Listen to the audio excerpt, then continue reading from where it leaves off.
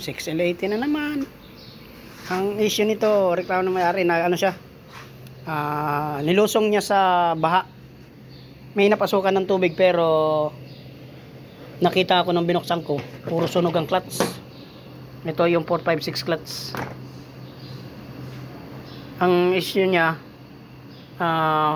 ayaw nang umabante yung matras. Ang ginagawa daw ng customer, medyo paano masila yung customer, tinatanggal yung battery. Mga ilang minuto, 5 minutes niyang binabalik niya ulit, saka andar.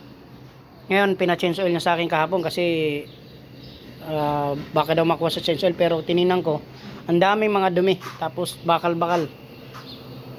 At ni-road test namin ulit, wala, sabi ko transmission na talaga yan, kaya no choice siya. Sinubok niya kasing daan sa malalim na tubig, malalim na ba, pinasok. Pero pinaka-main cause na nito, may problema na rin talaga ang converter nito. Ito yung kadalasang problema talaga ng 6L80. 6-speed, di ko alam kung bakit ganito yung mga design ng kumpanya. Lagi ang nagsusunog. Tapos yun dito, sa 2 and 6, dito nagsunog din.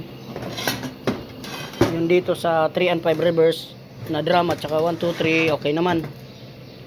Medyo hindi ganong nagsunog. Ito lang talaga pinakamalala na sunog. Pero dahil sa overhaul na, papalitan na lahat, linis. Tapos ito yung TCM nya. Okay naman yung yung shifting nito. Ang problema lang, pansin ko lang nung ni-road test namin nito, sabi ng customer, pina-overhaul niya to ng 2019, may delay na sa number 1. Tingnan ko kung saan may problema, bakit delay siya sa number 1. Yun lang ang ng customer, delay sa number 1.